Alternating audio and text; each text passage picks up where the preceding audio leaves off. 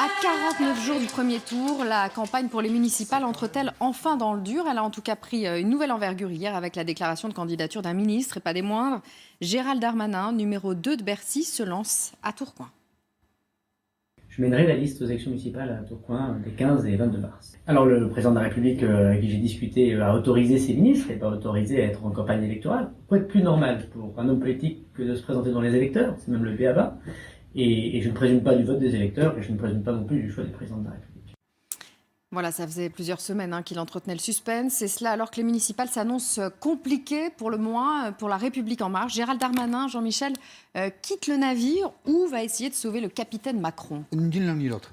Ah, vraiment. D'abord, je suis assez frappé par l'importance que prend la candidature de Gérald Darmanin. Il aurait été tout à fait anormal qu'aucun ministre d'envergure un peu visible ne soit candidat à des élections municipales.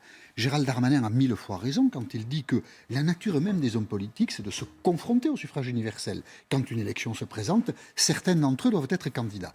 Ensuite, je pense qu'il y a quelque chose de personnel, pas d'égoïste, mais de personnel dans la démarche de Gérald Darmanin, c'est-à-dire un attachement à sa ville.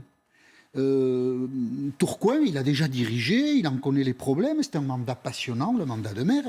Il y a 3 ans qu'il est ministre du budget, donc c'est une autre étape dans sa vie. Par ailleurs, on peut soupçonner Gérald Darmanin, puisqu'il faut toujours prêter des calculs aux hommes politiques et ne jamais leur prêter de sincérité.